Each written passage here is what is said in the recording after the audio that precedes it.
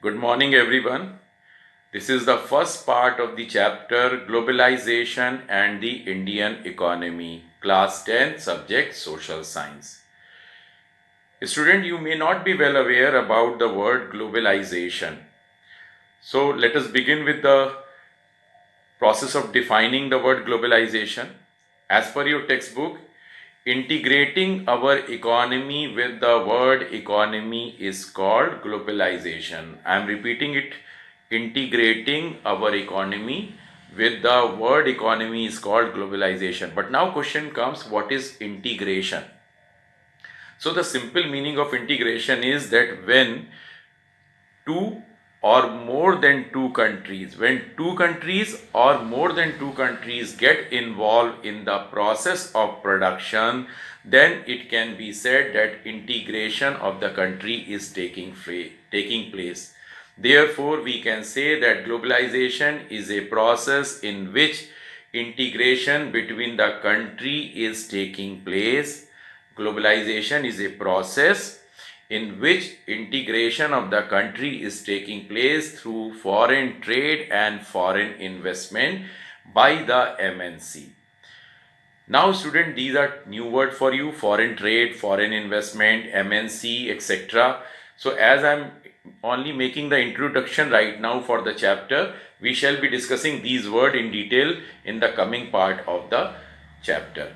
Moving to another point, I would like to also tell you that this globalization is multidimensional in nature. It is not limited to only economic sphere of life. It could be cultural, political, social as well. But as our this chapter is the part of the economics, we will limit our discussion only about economic sphere of the globalization. There is no doubt that globalization has been changed. The process of globalization has extended and enlarged over a period of 30-40 years, and the world has become so much interdependent on each other. All the countries of world has become so much interdependent on the each other. That's why we can say that our world has become like a global village, and based on this concept we have used the phrase called globalization. Student, interesting thing is that trade between the countries is not new process. I hope you remember in the history book you studied that there was the silk trade in the ancient period when traders from Europe were coming through uh, the Middle East countries and going to the China and India for having trade in the product like tea, like silk, like various spices from India and various other products what they could have taken from this part of the world and sold in their country to make the profit. But that was about only the finished goods or raw material. But how it has got changed in this chapter, what we shall also discuss, that the whole idea of the globalization is based on the integration of production and integration of market. Also, we will discuss in this chapter that in 1995 there was a change in the industrial policy of the government of India, which actually has changed the complete direction of interconnection between the countries in a process of trade, in a process of goods and services sold across the world. So we can divide it into the two phases.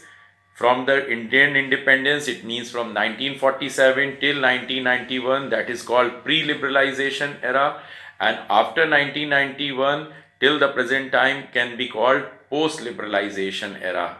In this part, we will discuss that this liberalization, this globalization, there are two more words, student: liberalization and privatization, what I shall also explain in the later part. It is not the right time to explain it right now.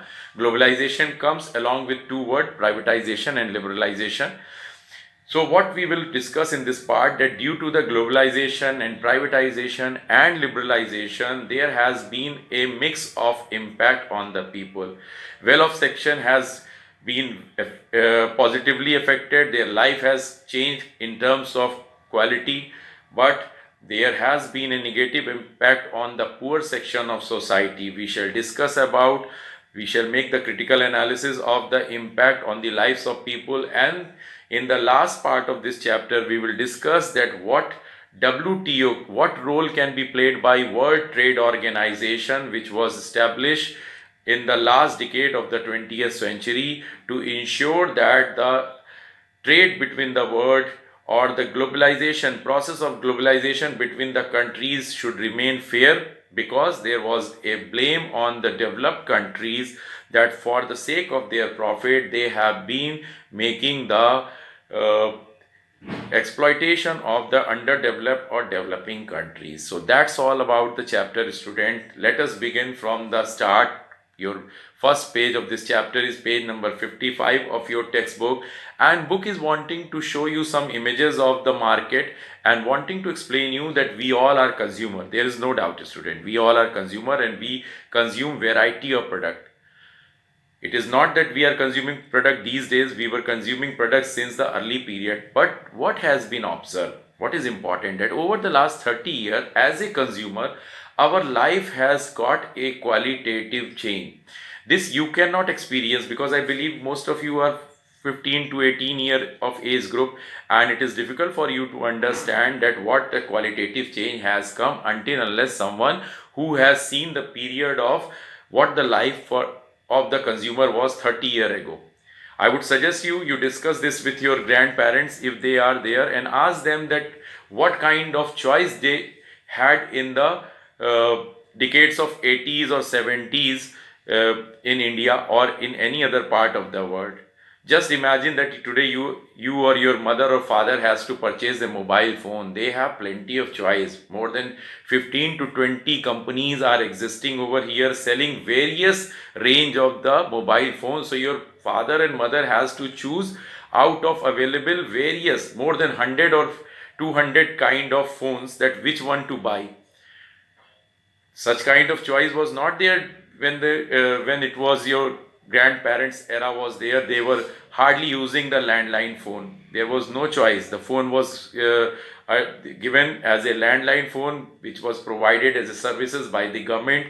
Today there is a lot of choice. Not only the hardware, that is phone, is available. Today we have the services, like we can purchase the SIM card of number of companies, be it Jio or be it BSNL or be it Tata or Airtel or various other companies that can be. Take example of car. Your textbook has taken the example of car. Just imagine that how many cars do you have?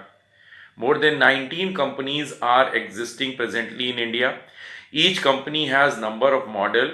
Take example of Maruti company.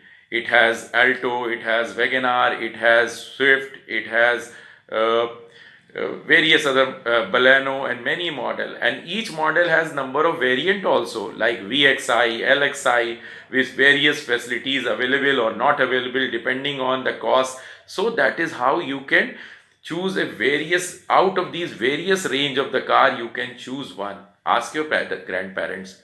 During their time, there was only two brand of the car. One was Ambassador, which was actually a government which was used by the government department, and another was the Fiat with hardly two models available. So there, if anybody wanted to purchase a car in the 70s or 80s, 40 years ago, they had only two or three models available for them. But what about you? You have n number of choice. For everything, you want to purchase a printer or a computer or a laptop, there are plenty of companies. Each company has various model depending on your budget and depending on your need. Similarly, you can say that service providing area has also increased. One example of the telecom services I have given.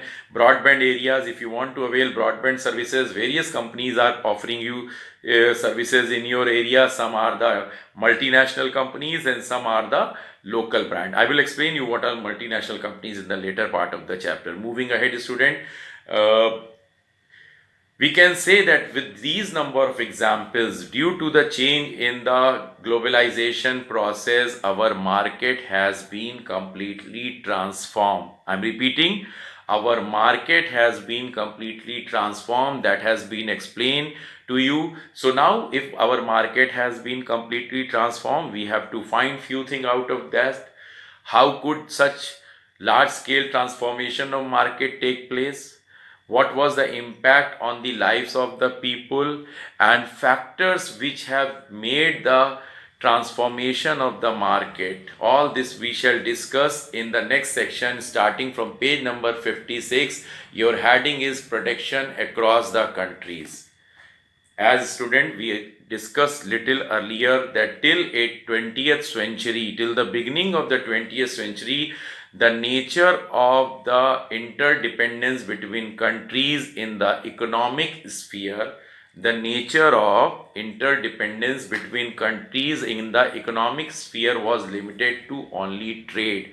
It means only the finished goods or the raw material or the foodstuffs were taken from one part to the other. Best example is that till 1947 we were under the colonial rule of the Britishers, and Britishers were taking our raw material like cotton products, like indigo, and taking it to their countries where their industries were making it finished product, and then these finished product were sold across the countries including our country India. But there was never a process of production, various stage of production of a product involving a number of countries. Now with the coming of multinational companies, now you can find that the process of production of any particular products involve more than one countries, and that is how the nature has been changed, market has been transformed. What is multinational company? Your book on this page has defined that company that owns and control the process of production in more than one nation. The company which owns and control the process of production in more than one nation is called multinational companies or multinational corporation. Multinational itself suggests sorry, multinational itself suggests that more than one nation is involved in the process of production. How it happens?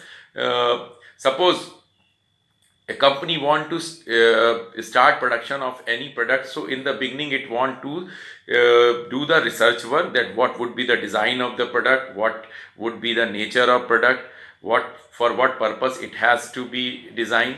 Then company will set up its office as the place, its factory at the place where it can get cheap labor, and it can get the raw material at the affordable, the cheapest possible price.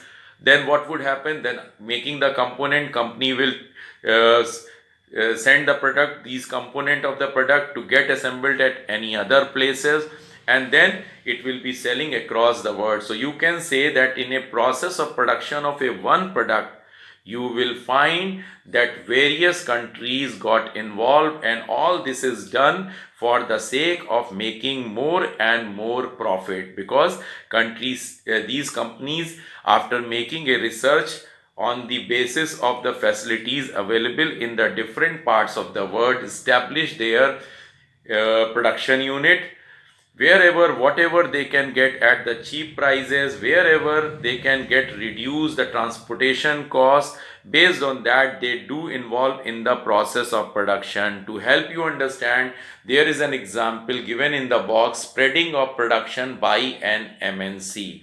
Let us, student, take the image in front of you. This is a business process outsourcing BPO industry. What it is, I shall be explaining you later, but here it is a large MNC producing industrial equipment. There is an example taken of a multinational company which make industrial equipment. For that, what they have done, they have made a office in the United States itself, where their engineers are working hard to design the product. After the product has been designed and its various components have been designed, company has established its factory in the China, because China could be a center for the cheapest raw material as well as cheapest labor available in the world.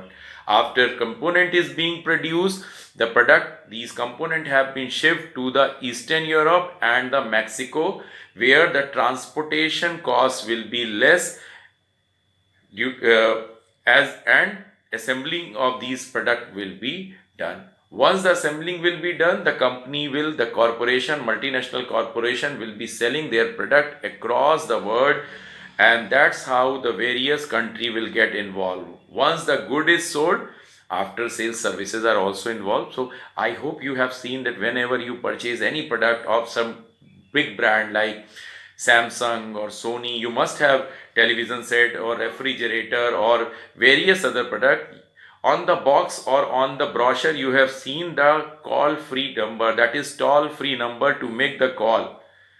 Toll free numbers are designed that if you find any product related problem, like suppose if you have purchased an air conditioner and in the beginning of the summer season you are wanting to get the services done for the air conditioner, you would like to call the company official. So how you will inform them? For that, we can have a call center which may not be existing next to your house or in your city or in your country.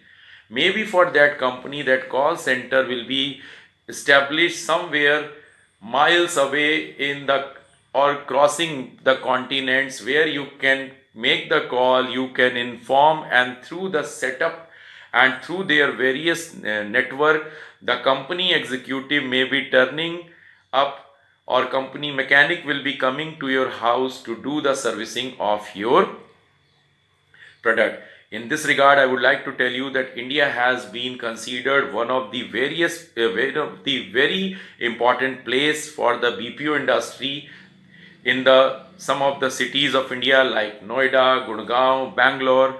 Your textbook has given an example of Bangalore, where equipped with telecom facilities and access to the internet, these boys and girls are working over there.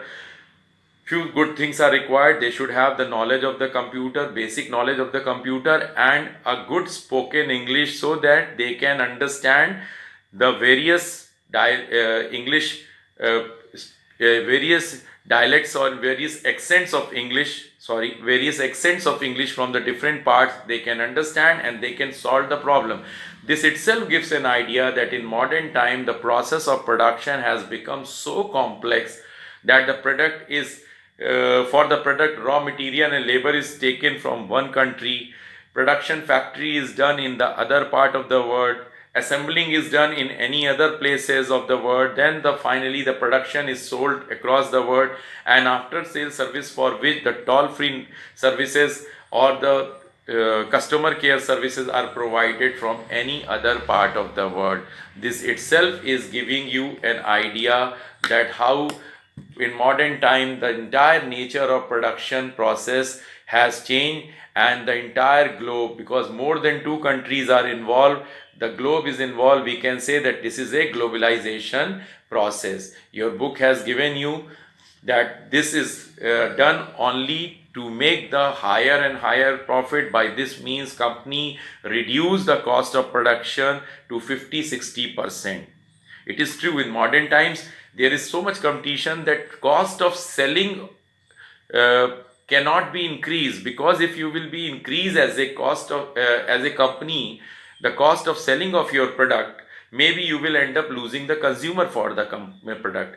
So you need not to extend or increase the price of selling. Rather, what you can do, you can decrease the price of you can decrease the cost of production. By this means you can be making profit. I'm repeating again, in the competitive world we cannot increase the cost of product, because if other company will be selling the product at the cheaper price than us, customer will not purchase our product.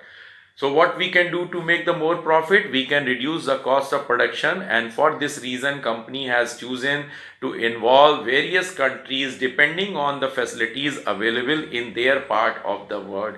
And after the entire process of production is done, you can say that the production process involve many countries. That is why we call it multinational, and this entire process is involving production process is involving the more than two countries or that is why we can say that process is making the world as a global village, which can be called as globalization. Student, there is another section. Let's work this out.